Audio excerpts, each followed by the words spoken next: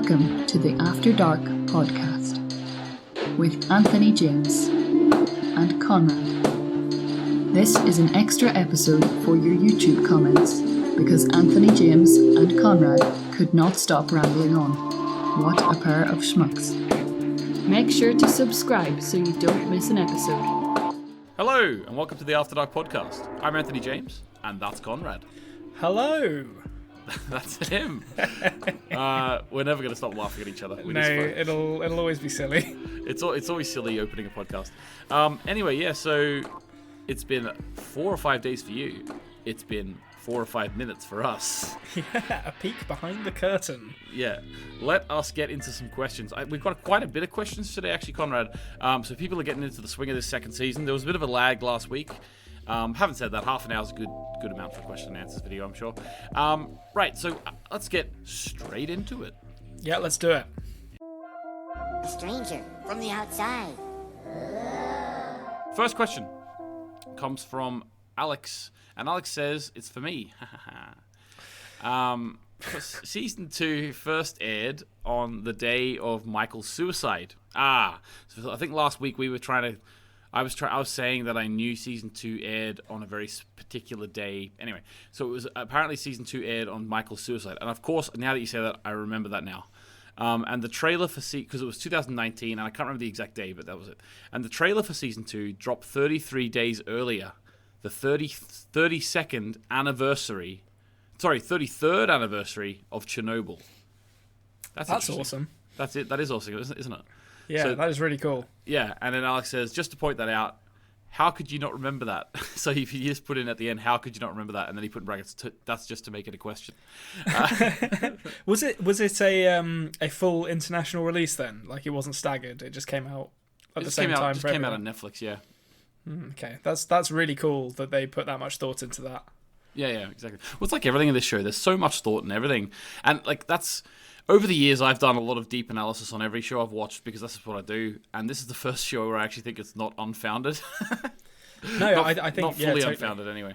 No, like this is Dark is the kind of show that definitely repays theory crafting and doing a deep dive into the meaning of what's on the screen and what's in the script in a way like as I kind of made a joke about it in the main episode, but you can do some sort of like GCSE or like secondary school an analysis of loads of things and be like, I think the white paint on this wall means that this guy's a Christian or something, and the author probably didn't mean that in the slightest, but with this they totally did.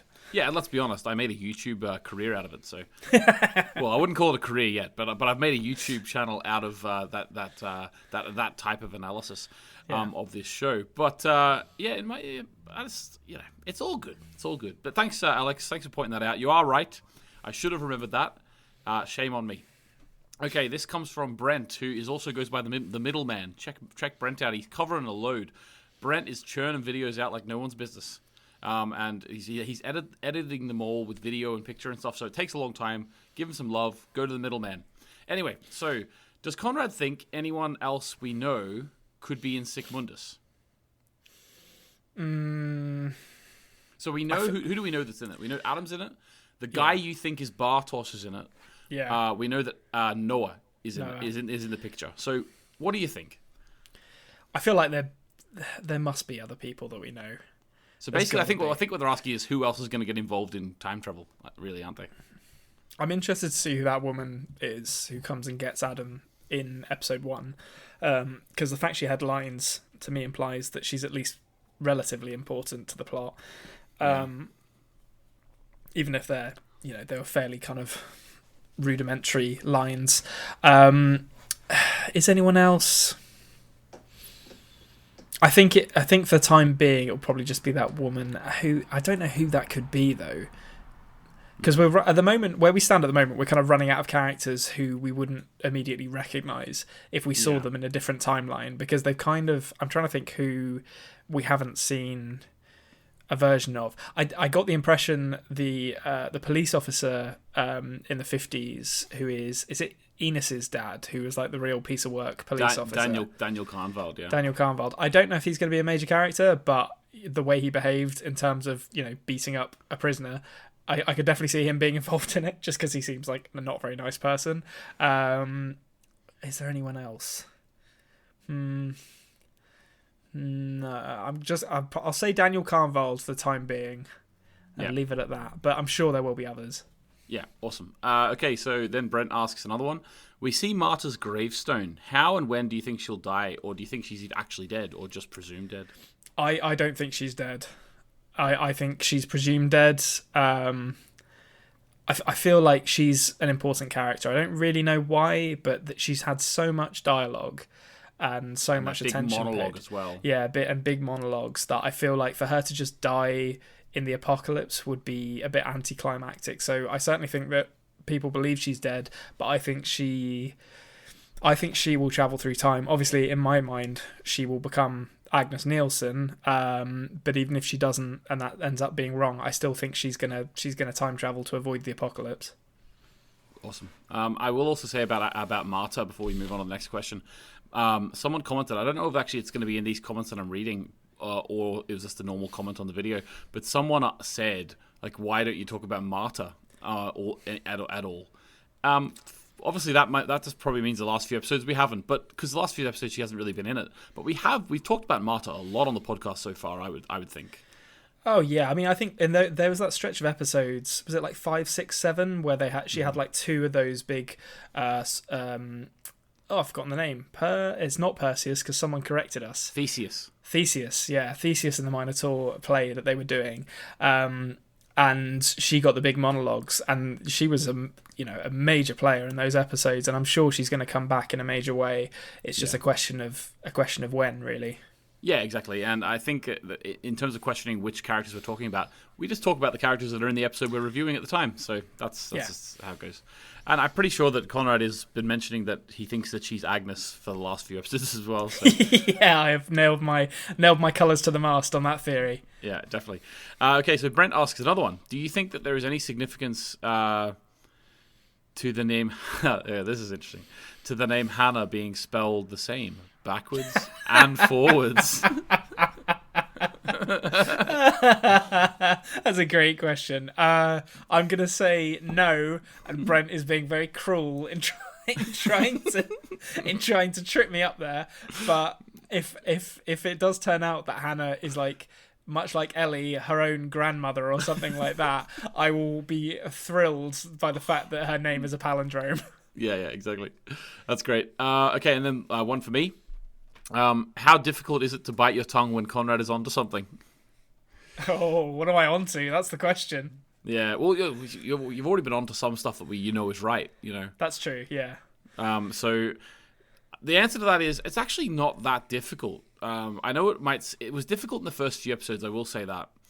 But, actually, I don't even know if it was. I've shown this show to a lot of people. I've watched this show with 3 or 4 of my friends and family, or even, and if I haven't, and there's even more people who have watched the show on my recommendation, who have actually been telling me as they're watching it what they think at the end of each episode, or like sort of at the end of the season, they say, "Oh, I really like this," and I'll talk to them about it. So I'm very used to not giving spoilers out.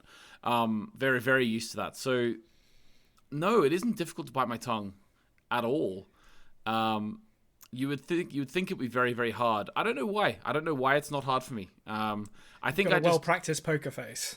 Yeah, and and I think it would be if Konrad and I start doing sort of. I don't know if we'll ever do like an actual video with the podcast. We might do the video section for the Q&A. That might be fun. But in terms of the video, if we had video, it would be harder to hide my looks, I think, because I do smile sometimes when he says certain things that hit on certain themes to myself, because I am enjoying it. But the thing is, guys, I enjoy people's journey through a show. The feeling you get when you're sitting with someone that you really, one of your best friends or one of your loved ones. You're sitting there watching a show with them or a film with them, and you're just enjoying sharing it with them. I love that feeling, and to be honest with you, I love that feeling even more than wanting Konrad just to know everything right now. So it's actually pretty easy to me, to be honest with you.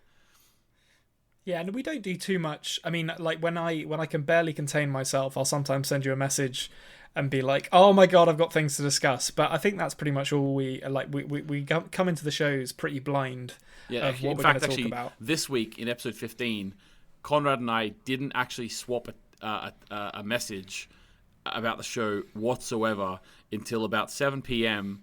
We recorded at 8:30, and I said, putting the kids to bed, be on at 8:30. That was all we talked about before we did this episode. So we do go into it blind. So yeah, it is on a live mic when I have to react to it, and so far it's been good. You know what? Maybe it's because there's certain times that whenever I'm teaching, I keep going back to being a teacher, but you know my job is a big part of me. But maybe when I'm at school and like someone does something and I want to F and blind, you know, so but I can't do it in school, so I'm very good at biting my tongue then. You know what I mean? Yeah, you're well practiced in keeping a straight face and not letting your emotions show. Yeah, I have to have a lot of patience for my job, especially like the school I teach in is not like a grammar school. If for anyone from the UK, it's a school that anyone of any ability can go to. So therefore, you have a wide variety of abilities. So there's certainly times that you want to smack your head against the wall, but I have to have a poker face, and yeah, that's probably why. Anyway, thanks for the questions. Okay, so Marvin. I do trust you, Marvin. I do trust you. Marvin says, for Konrad, why do you think Ali hanged Jonas, but then let him go? Does she maybe know that he has to live, or does she have some other history with him? Now, you've got a theory about that already. You want to reiterate that for a got a big old theory about this one. So, yeah, I think Jonas had a brief love affair with Ellie in the sort of post-apocalypse world. So I wonder what they're going to do in terms of the actors. Maybe they won't show it, because where my mind is at the moment is that the young Ellie is such a good actor that I'd be really sad if they did like a 5 years in the future kind of thing and got a different actor to play her at an age where, you know, she'd be sexually mature and able to have, you know, children with Jonas. So I wonder if they'll just tell us that it happened. But yeah, so for those who don't remember from the main episode, I think that Jonas will not get back to his correct timeline until after the apocalypse. I think he's going to get back in episode 8 of this season, and I think he's then going to spend some time in that post-apocalyptic landscape. He's going to grow close to Ellie. He will have children with her, one of which will be Charlotte, and the other one of which will be the brown-haired girl with the scar. So she'll have twin girls. He'll take Charlotte back to, I guess, the 80s with himself when he is able to time travel again, and leave Ellie behind. But Ellie will then run into him again in 33 odd years when he's sort of at an earlier point in his journey, and will forgive him for his transgressions because of that relationship they've had. Yeah, so that could really come tumbling down, that theory. There's a lot of moving parts in that theory. Here's a little deconstructive question for that theory, right? Yeah. Does that mean that Stranger Jonas can speak sign language?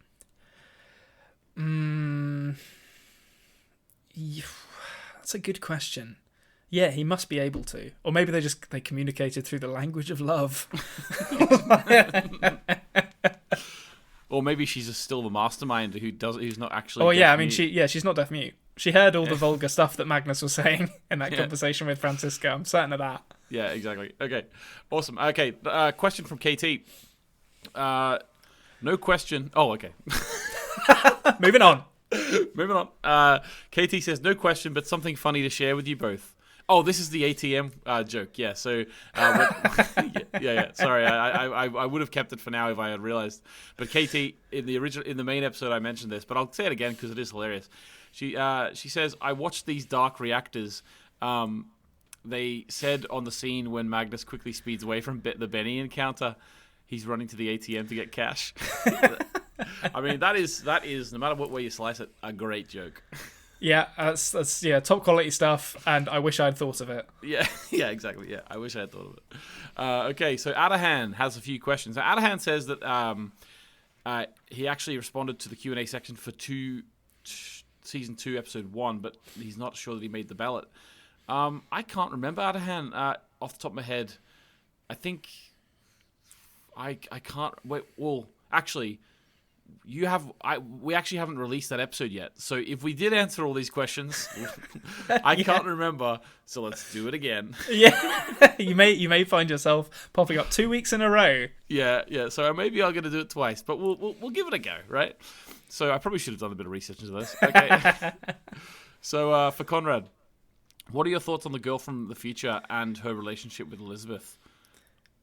I'm almost certain. So this is part of that theory as well. Was that of course. I was kind of constructing this, and I was like, that girl feels like Ellie is her mum, just because of the way they're acting with each other. She's like she follows her instructions. She's about the right age where she would have been born when that woman, when Ellie was in her maybe like 20s or yeah, probably late 20s or to early 20s. So yeah, she feels like Ellie's daughter to me. And then the fact that she seems like she's almost infatuated with Jonas without it ever being explained why, which is where I got the theory from, well, partially where I formed the theory from that Jonas is her dad. So yeah, that's where I think she sits. I'll be really interested to see if we see any more of her kind of growth to where she is now, because I'm trying to think if we've seen a single other character who's around about her age. I don't think we have. So she's probably the first character that we've seen who's like grown up as a child in this post-apocalyptic environment, which is probably a fairly harrowing upbringing. Yeah, definitely. Interesting.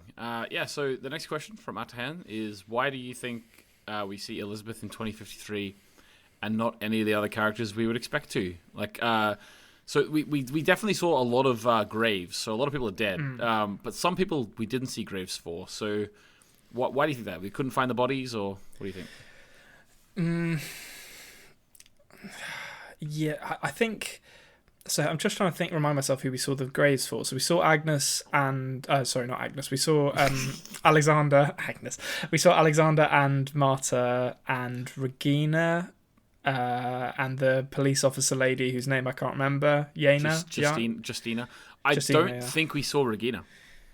Oh, did we not see Regina? Oh, no, we might have. Sorry, we might have seen Regina. I can't fully remember. I think we did, actually. I think we might have, yeah. I definitely remember Alexander, Justina, and Marta. Torben, yeah, that's the other one. So I feel like if there were other graves to show, they would have shown us in that scene.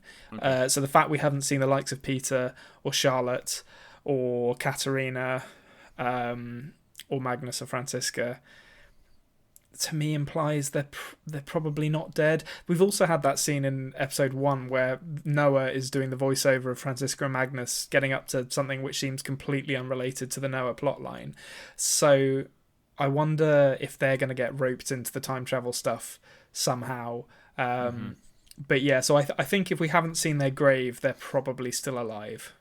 Yeah, or it might be that they're just not buried at the church. Yeah, I guess that's true. There's this.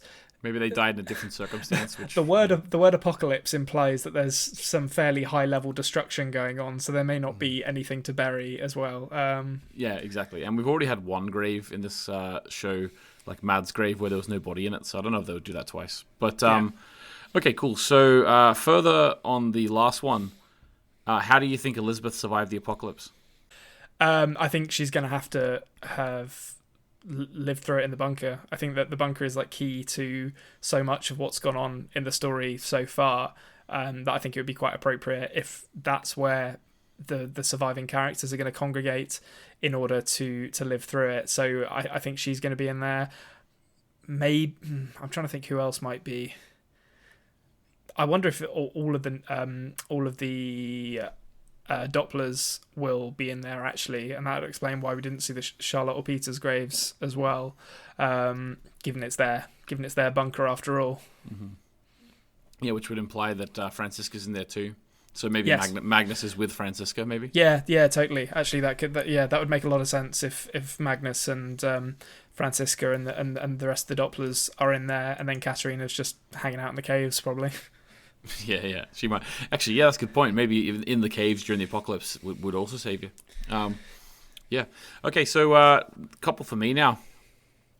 I've recently been doing something like this with my friend, which we watched Dark together. Thanks for the idea. No problem. I didn't invent watching TV shows with your friends. What a minute, you didn't? No, I didn't. I like to claim that one, but Andy's been lying to me, listeners. yeah. So we've just finished season 2, but right after we watched this episode 2-1, he said that it was his favorite one yet. That's just like you. Except for, I think you said it was similar to episode 5 of the first season too. Yeah, it's definitely up there though for me.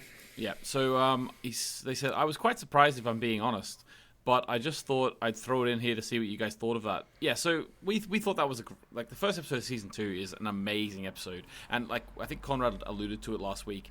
It's like, in the first season, it took us like 8 episodes to get a plot, and then in the first episode of this season, we're like plot. There's like 5 plots going on, and then we even have more plots in episode 2. Like we had like now Claudia has a plot in episode 2. Like everyone's getting plots. It's great. Yeah, there's so much going on, and it's just it's basically in season 2, I think partially the reason I love 2-1 so much, or season 2 episode 1 so much, is because I had a couple of weeks away, so it was really nice to come back into it and just be like, boom, here we go. We're straight back in, no messing around. Like there's no fat on any of this, which is what I expect from Dark. But it's like you take this really, really lean, well-delivered screenplay, and then you expand it out to deal with even more plots and even more spinning plates, and it still manages to nail all of them. It's just it's super impressive, and it continues to be super impressive in this episode as well, to be honest. Yeah. And then Adahan has 2 more questions, just very quickly. One for you, Konrad. Just very quickly, is there any thematic or stylistic reason you think that they didn't actually show until this point in the show Egon and Claudia together, even though they are daughter and father?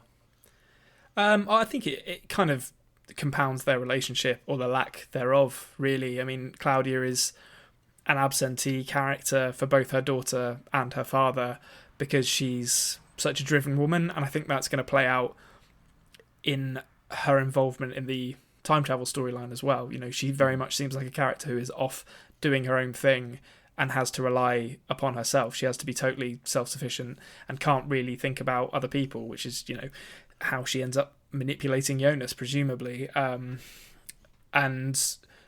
that's the case in her family life as well. I think the fact that the first time we see her interact with her father is her brushing him off when he's at the end of his life, at his lowest ebb, clearly in need of some kind of purpose, just makes it all the more heartbreaking for Egon, I think. Yeah, I think you're exactly right. I think that it makes sense, the fact that we hadn't seen them together in season 1. Once you find out what their relationship's actually like, it just makes complete sense to me. Yeah. Okay, so then one for me, last question. When I watched this with my friend, he was astounded at how great the casting of older Ulrich was. See, Konrad?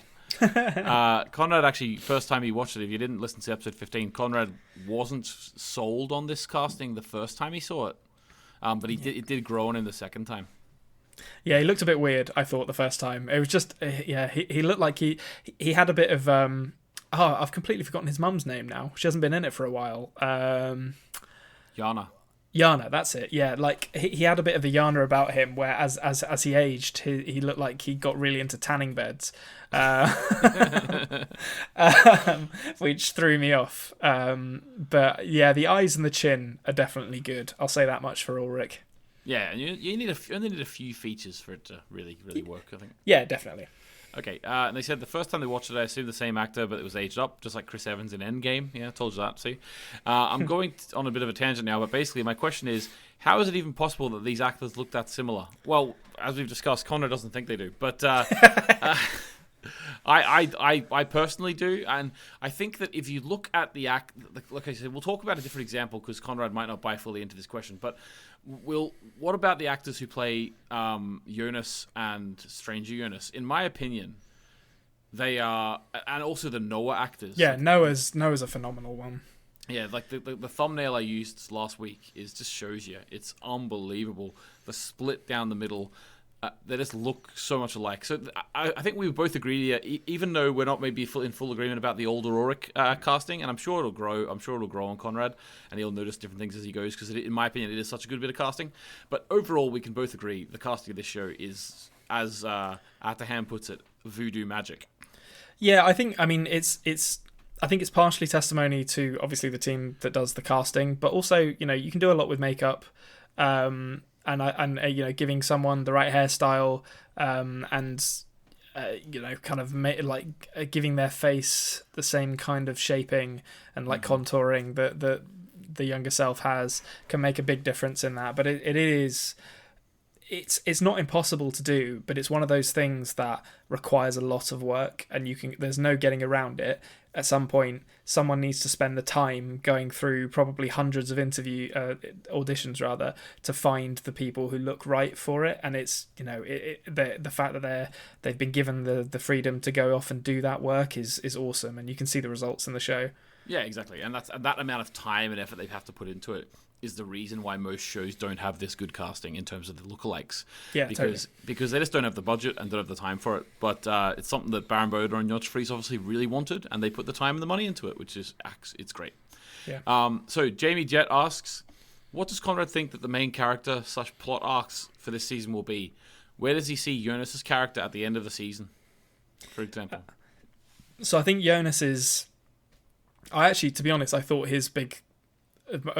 for those who listened at the end of last season, I thought most of his plot was going to be in the future, and it was going to be about him trying to get back to 2020. And obviously he's just walked through a portal at the end of this episode, so I guess Jonas isn't going back to the 2050s for a while. But I think we've got... In my mind, you've got kind of...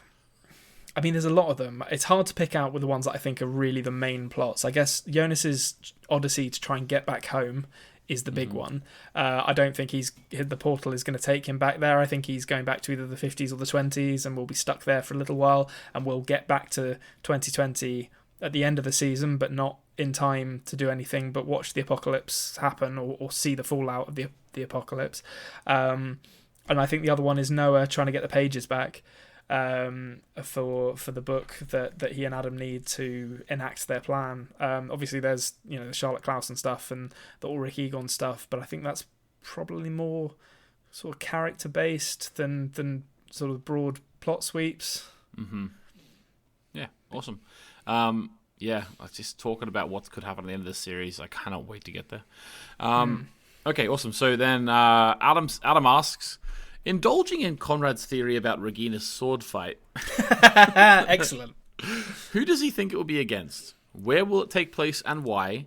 And just for the laughs, just as if the rest wasn't for laughs, what type of sword do you think she would use? It's got to be a rapier, or like something that you can pull off a wall, because like she's a fencer, so she needs a lightweight sword, like a foil or something.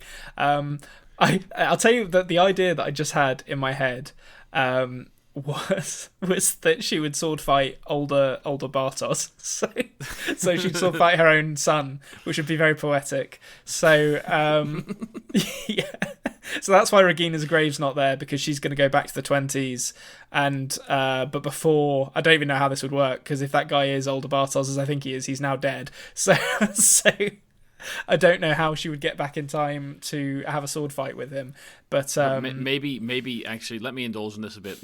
Maybe she goes back in time, finds out that this person who potentially is her son is killed, and then she takes up a sword against young Noah, and that's how Regina dies.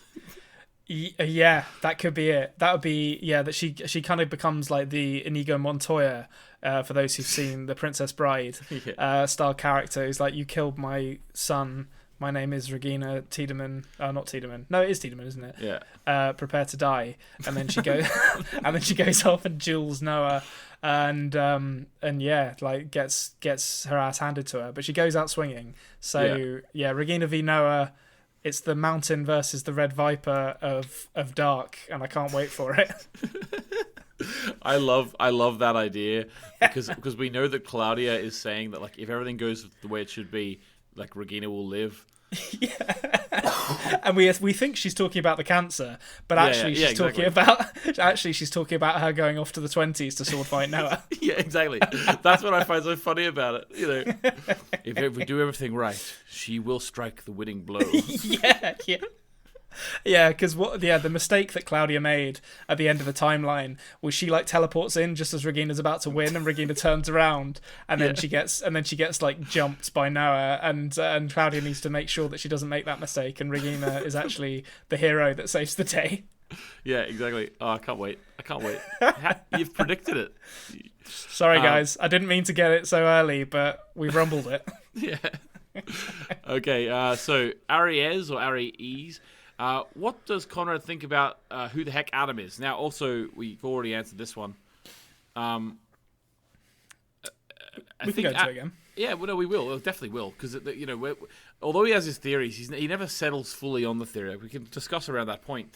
But I'm sure that Aries left his comment before he listened to the episode, because I think we did talk in episode 14 about that. But we'll get back into it. And why? This is interesting as well. And why Noah got his name from Adam. And furthermore, what's the real name of Noah then? That is a good question. Because we've already seen younger Noah, so it's not like someone can grow into Noah. You know what I mean? Yeah. So the fact that they threw out that, and to be honest, I hadn't really thought about it until you mentioned it again this episode. But it's an interesting point. The fact that they make a point of saying, "Oh, this guy's name didn't used to be Noah," to me means it must be someone whose name has come up at times, and I can't really think of anyone whose name has come up that we haven't seen. Who this could be? Yeah, it's I'm drawing a blank on who Noah could actually be. But yeah. So I mean, the one bit of this theory that I've kind of settled on in my head is that Adam is also Jonas at the end of his life, once he's become sort of twisted by repeated failures to save the people he loves or something along those lines. Mm-hmm. And the significance of the Noah name obviously being that, Noah is saving people, I guess, by taking them through this cataclysmic event. I would guess that's the significance of him being called Noah. But yeah, I don't know who Noah would actually be, or what his name was before. Mm-hmm. Interesting. Yeah, I have to come back to that. I haven't got any theories about that at the moment, but I'm sure, as soon as I hear a male character's name mentioned who we haven't actually met yet, my mind is going to be going, well, that's got to be Noah then. Interesting. Yeah. Okay. Yeah. Okay. I'm not going to say anything. As Brent said in the comments, I'm now looking at the walls. Okay. So Bill asks, we're just getting some meme questions at this point. I'm loving it. Nice, excellent. So more Dragon Ball Z questions. Yeah. So Bill actually asked, what do the future folk have against Elvis? Yeah, I feel like that there's actually this is a really weird and total non sequitur, but the first time I watched through this episode, I got to the end of it and I was convinced that someone was wearing an Elvis Presley t-shirt at some point, and that Elvis was mentioned another time in the episode apart from the song. And I went back through for a fine-tooth comb, and I must have just imagined both of those because I couldn't find it anywhere. But I was ready to get into this big Elvis theory as a result of this, but it turns out that it was wrong. But I mean, the better question is, who in 2020 has just an Elvis CD on hand?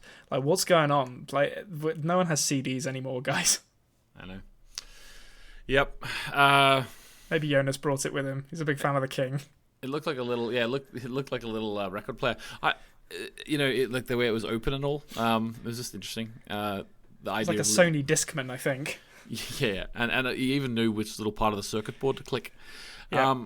Okay, so cool. So I don't know if they actually have something against Elvis. Maybe maybe they do. It's like a wasp to honey. Those future folk to Elvis. Maybe it's the opposite. They love it. So Aura Boris says, now, okay, this is the beginning. What I alluded to these comments / questions in the main episode about the Francisca Magnus scene.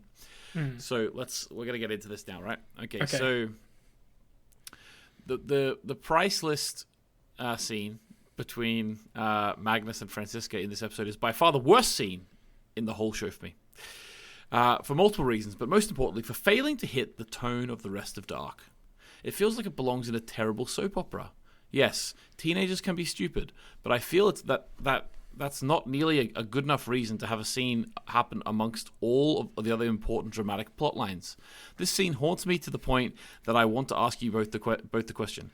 Can you please help me to like this scene more by coming up with a reason for it to be as it is? Feel free to leave this question out if you think it can't be done, Anthony. It can be done. That's right? the sound of a gauntlet being thrown, if ever I've heard it. Now, let's continue this saga, right? Because Beatrice, and if I remember correctly, Beatrice is from Brazil. She's popped in, and she wants to have a little chat about it. She says, not a question for the podcast. I just had to answer Ouroboros' comment. You know what, Beatrice? You don't. In those comments, I could choose anything, so I'm going to read this as well. So Beatrice says, 100% agree with you. But really, what is the point of Magnus and Franziska? They are so useless. Aww. They don't do anything for the. I love the passion in these two commenters because I just love the passion. The passion for Dark in any respect is great. They don't do anything for the plot and are the only characters with zero relevance. I made my dad watch this show with me, and I skipped all the sex scenes. Good thing. Yeah, watching sex scenes with your dad is never fun. And said, and my dad only knew who Magnus was because of the Nielsen family drama scenes. I just feel like they could have cut out both characters and saved a lot of the cringe. So they then go. Beatrice then goes on to ask me, right, this question. So it's all based leading up to this question. I know you really like Magnus, but I need an explanation as to why. I find both him and Franziska to be a waste of screen time. Why are we watching their cringe, unimportant fight when we have storylines like Claudia and Claudia, Jonas in the future, etc.? Please explain to us what you see in Magnus Anthony. Right. Go on. Yeah, I yield the floor to you first off. He's cool. No, I like his hair. Yeah, I like his hair too. So basically, this is my idea on the characters of Magnus and Franziska, and I do want to say, right, before I get into this, these commenters are alluding to the fact that these characters have no relevance to the main plot. I'm going to point you all to the rest of the show, and they actually do have relevance to the main plot. So I'll just say that. I'm not going to say anything more because it might spoil Konrad, but. What show are you watching? They do. It's like, they don't just puff into thin air. Like they stay around. We'll say that, right? Anyway, why do I like Magnus so much, and why do I think this scene is relevant? For one thing, we don't know when we are watching this show what is going to be important moving forward, right? One of the best parts of Dark, in my opinion, and Konrad and I have talked about this before. One of the best parts of Dark is the character work. Okay, so maybe that you found this scene to be a little bit cringe, like they were teenagers yelling at each other. I personally didn't feel that at all. I felt this was a culmination of the anxieties of both throughout the first couple of seasons. This is, if you will, a perfect shot of showing us how this time travel and people going missing is affecting the lives of everyone in the town of Winden. It's affecting Franziska because her dad and mom are just going and trying to solve this time travel crime now. So she's got no parental supervision. She's taking care of her sister at home. That's stressing her out. Magnus's dad and brother have gone missing. He's stressed out. He's trying to protect Franziska. He thinks she's into something horrible. He wants to help her. It's all relevant to the storyline, in my opinion. I like that we take moments with these characters for a bit of character work. So that's why I like the scene. I also enjoyed the acting in the scene. I thought it wasn't cringy to me. Maybe you did. That's fine. That's a taste thing. But I enjoyed it. I think we needed it as well. I think if you show Magnus early in the first season, before all this time travel stuff was really developed, it made a lot. Obviously, it made sense to everyone why we were seeing the Magnus and Franziska, him following her around and their relationship, because everything was just character work at that point. There was hardly anyone involved in time travel. So because that was just character work, it made a lot more sense to have the character work between these two characters. Now that we're ramping up in terms of the time travel and everyone's going crazy, everyone's going everywhere, it now seems that these character scenes might be a bit boring to you. However, they've been an integral part of the show since the beginning. And in my opinion, this big blow-up scene needed to happen. Otherwise, it would have just been like, at the end of season 1, they were like, what do we do with Magnus and Franziska? We'll just throw them in the bin. Who cares? We needed this sort of moment where they come to fruition in that storyline, and Magnus's anxieties come to fruition. And before I hand to Konrad to go through, I'm just going to address the question of why I like Magnus so much. I like Magnus because the whole point of this show, and I'm sure Konrad has pointed it out, he's figured it out so far, he's even mentioned it himself, is the idea of cycles. Okay? So it's the idea of cycles happening and being maybe trying to break a cycle, like, can you stop this crazy, like Stranger Jonas even now after 33 years of trying is still trying to stop everything from happening. He wants to basically save his dad or whatever he wants to do. He's trying to stop this. He wants to break the cycle, stop the cycle. Magnus is a perfect illustration of what it means in the real world to break a cycle. Look at Tronta, look at Ulrich, look at Magnus. Magnus, in my opinion, has broken the cycle of these nutcase, cheating men who, I think Magnus shows that you are able to break the cycle of, I don't want to say an abuser, because I don't know if Ulrich's an abuser, but definitely he's a reckless man who he's a cheater and all this sort of thing. And I think that Magnus is a pure person who does care about people, and I think he shows us he breaks the cycle of this rotten behavior from his previous males in his family. What do you think, Konrad?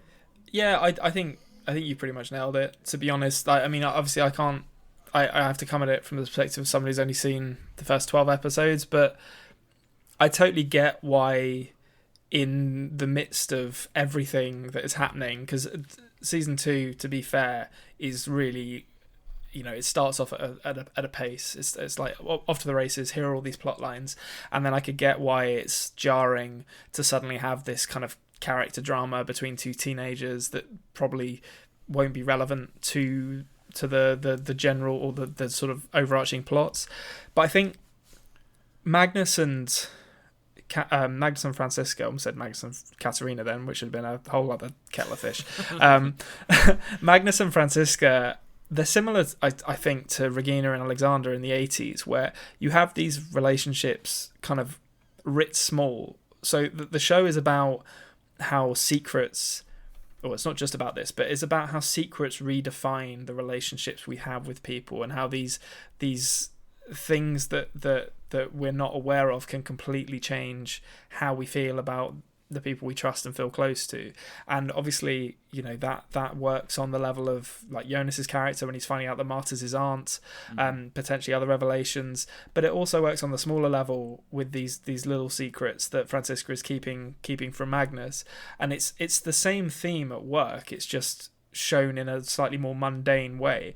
But I really like that the show remains kind of committed to that theme, regardless of whether it's depicting time travel or just depicting a couple that maybe aren't completely honest with each other about things.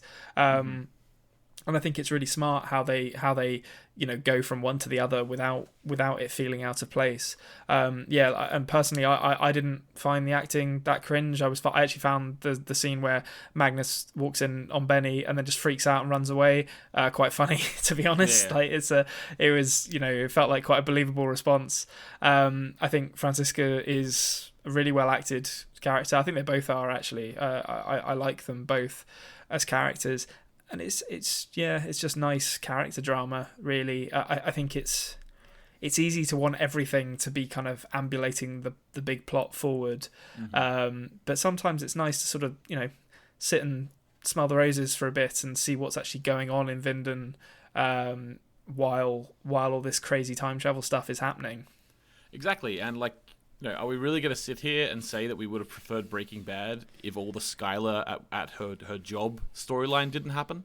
No, I enjoyed that too. So, So there's always going to be subplots and plot lines that aren't involved in the main plot. Well, not directly anyway. That you have, and you know what? I really enjoyed it. Okay, so that was basically that. I think we've got a few more questions to do. But I had a point there that I wanted to mention there about that as well, but I can't quite remember it. Magnus is the only one who's told off Bartos thus far in the series as well, because Bartos, I can't remember what he does. Does he hit Mikkel on the back of the head when they meet up in the first episode? And Magnus is like, only I get to do that. She's like, yeah, go on, Magnus. So yeah, exactly. Immediately put me on Team Magnus as well. Yeah, I don't understand how you don't like Magnus. Maybe you don't like him because he was suspicious that Francisca was a prostitute, but at the same time, it seemed, It wasn't baseless. Yeah, it was possible. There was evidence to suggest that it might have been the case. Yeah, I don't know if I would have stormed in and accused her of it. But, yeah, you maybe be a little bit more tactful about it next time. But you live and you learn. You live and you learn. Yeah, that's true. Yeah, aren't we all Magnus a little bit? After all, he is the Magnus Opus. But I will say as well. Actually, this is what I was going to say. I remembered. If you don't like Magnus, just do yourself a favor. Look up the actor. The actor's a musician as well. And if you listen to his music, and you see him in real life, you got a lot more chance of liking him, because I think he's a really likable guy as well. So check that out. I'm going to say to you, Konrad, don't check out the actor who plays Magnus's music till after you've seen it all, because I think on his social medias and stuff, I keep coming across stuff like this where I want to IMDb someone to see what they've done, and then I have to be like, I can't do this because IMDb is going to spoil me on who's who and what's going on. Yeah, exactly. Okay, cool. So Haru asks, for Konrad, since you guys mentioned the amount of effort the creators put into small details that foreshadowed many events in the series, which details do you think may be just red herrings and put there for us to fixate on when there is really nothing to them? I'm becoming increasing... Well, it was only confirmed a little while ago, actually, or only revealed a little while ago, so there's still time for this to play out. But I'm becoming increasingly convinced that the Boris Nivald name is not actually that important, and the fact that it's a concatenation of Nielsen and Karnvald is just coincidence rather than anything else. I'm trying to think. It's hard to say what I think is a red herring, because where I stand at the moment, everything is potentially legitimate. Yeah, true. But you've been able to come up with at least one there that you think's a red herring, like the Nivald Nielsen Karnvald thing. That seems like because the thing is, I understand what you mean when you're sort of swaying away from that, because what you said was when you mentioned that, I'm sure you were expecting to have a lot more Alexander work from there, but we haven't really had anything with him this season yet in terms of middle-aged Alexander. Yeah, I mean, I can't really explain why, but I still quite like Alexander. Just I suppose for a similar reason that I like Magnus. He seems like one of the characters who's kind of just fundamentally a pretty good person and has a nice relationship with his partner. But yeah, I don't know whether he's actually going to be super important to the plot, or whether he's just going to get in trouble with Clausen for having a fake name, and that's going to be the end of it. Yeah, exactly. Right. Okay. Question from Handsome Head Injury. Nice. Good name. Nice. Good name. So this actually applies to episode 1 in season 2. But why doesn't anyone in Winden talk about the giant black sphere of lightning and energy that was forming in the sky at the end of season 1, episode 10? I'm pretty sure Alexander and Regina talked about it. I think if we haven't necessarily seen them talk about it, but yeah. I feel like we saw them looking directly at it. I feel like there was probably a conversation after that where they were like, that was a bit weird, and then went about their day. Yeah, and it didn't actually show anyone else seeing it, and we also it's out in the middle of the woods, isn't it? There's no suggestion that anyone else actually saw it. And if you imagine, the time that it was up there was the time when the portal appeared between Jonas and Helga, and by the time they touched fingers, you're only talking about 20 seconds here. Yeah. So it is within the realm of possibility that only Alexander and Regina saw it, and both of them probably thought, We'll not tell anyone about that because that'll get. That's our livelihood. Alexander definitely not. Yeah, Alexander's like, I should probably keep that under wraps. Yeah, exactly. I've got a truck full of barrels of cesium-137 out on the highway, and now I've got bloody black holes appearing above my power plant. What next? Yeah, exactly. Okay, so next question from S. Mace. Any speculations on why Noah was lurking around the caves when Mikkel skipped school for a leisurely stroll? Yeah, see, I think he was tracking Claudia. That's my suspicion there. Obviously, like older Claudia didn't actually go into those caves until a bit later in the episode, and I'm trying to think how she would have gone into them. She probably went in via the nuclear plant entrance, I would guess, because that's probably a bit easier to get into, and she has access to it. So I think he's on the trail of Claudia, because Claudia is definitely the one who stole those pages. Welded shut though, isn't it? Actually, that's a good point. But so they actually would have had to go and spelunk down. Yeah, the barrels are on that side of the door. Yeah, that's right. They were in the barrel room, weren't they? Yeah. So I think Noah was waiting for them to come out, though. I think it's got to be a Claudia thing. I think he's hot on her heels, and he probably just happened to run into Mikkel. Okay, cool. Question from Master Onion North. Is Konrad a detective in real life? Inquiring minds would like to know.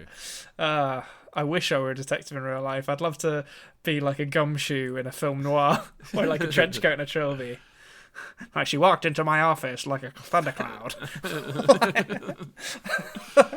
I do have Venetian blinds actually in front of me at the moment, and ceiling fans, in fact, actually. So yeah, my flat could double up as a set on a film noir if pushed. Yeah. Okay. Well, that's probably confirmed it then. Yeah. Well, when we're like, if and when we get video, I'll wear a fedora for it, just to make me look like even more of a nerd than I already do. Yeah, like, as long as no one ever sees me wearing a fedora, that would really that'd be proper neckbeard material. But no, I like the implication that I'm getting some things right, though. That excites me. Yeah, it should excite you. Right, okay, Pep Cool with the last question. I think Konrad is up to something with his mutant bug theory. Since a glitch in the Matrix could be considered a bug. All right, because I always saw a glitch in the Matrix, right? Yeah. So, all right, my actual question to both of you.